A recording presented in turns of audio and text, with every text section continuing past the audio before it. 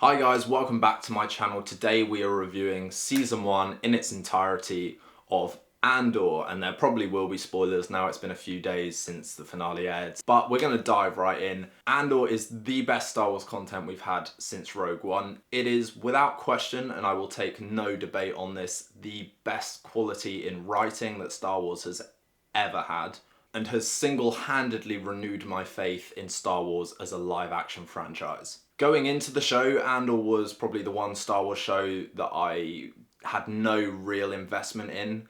Coming out of Andor, it's the only Star Wars show I want to see more of. After the abysmal offerings that were Boba Fett and Obi-Wan, Andor is just a reminder of what can be achieved with great writing and great acting. In fact, I think the tone of this show is probably what Obi-Wan should have had. Obi-Wan as a show would have really benefited from that grittier, moral grey exploration. Now, obviously this show is not classic Star Wars, it's not family-friendly Star Wars, it's not aliens and space battles and lightsaber battles. And Star Wars traditionally has been this very black and white exploration of light versus dark, good versus evil. It's one of the reasons why I personally really enjoyed The Last Jedi.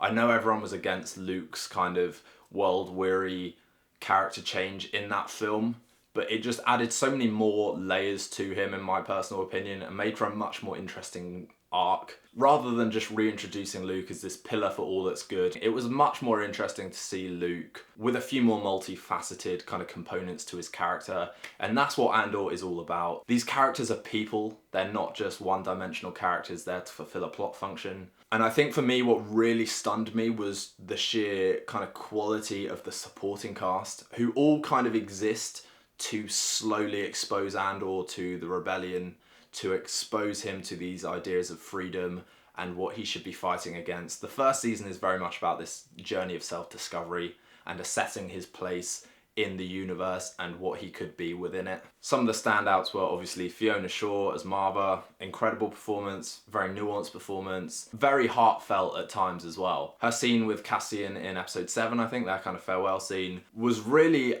powerful and emotionally investing in a way that Star Wars has not been for me in a very long time. Other absolute MVPs are obviously Forrest Whitaker stole the show in the 2 scenes he had in this whole season, I think. Watching him just go toe to toe with Stellan Skarsgård was a real pleasure. Stellan Skarsgård, I think, is probably the show's biggest asset. I love seeing this kind of struggle of a man in the rebellion but committing these kind of war crimes and making these big, morally dubious decisions within the rebellion. It kind of adds so many layers and complexities to this idea that there's heroes and villains on both sides and you can do bad things for good reasons, that sort of thing. And he absolutely kills the performance every time. There wasn't a single beat that I found unconvincing with him.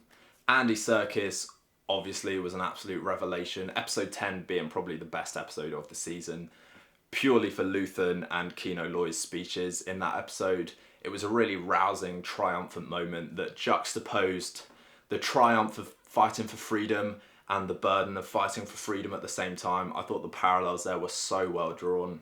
Mon Mothma and Dedra I thought were just absolutely fantastic as well. Even those kind of quieter scenes that are just conversations in rooms have so much kind of political weight and stakes to them. And this is where Andor absolutely excels, is that there is spectacle and it is used sparingly. It is very much a political thriller at its heart, and the kind of writing of those scenes is so good that you're never bored for a second. I think the cinematography, the colour palette, the music, it's just across the board a fantastic show.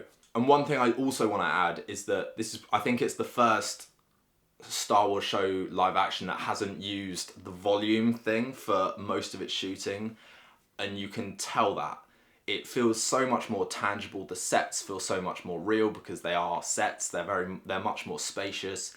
It feels like we're on worlds. It feels like we're in populated areas. Whereas with Obi-Wan, Mandalorian and Boba Fett, there was very much a sense of restriction. And I think I said that in my review of the Boba Fett finale, which was that big final battle for Mos Espa just felt so small scale because they haven't got the physical room on the stage. Whereas Andor just felt like it lived and breathed in a real tangible world because it was shooting on real locations.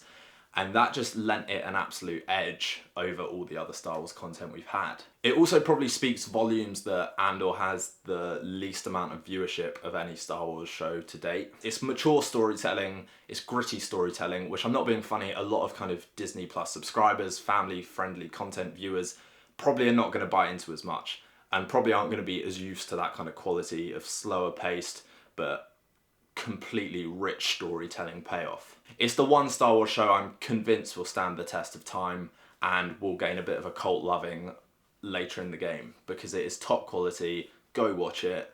Enough said.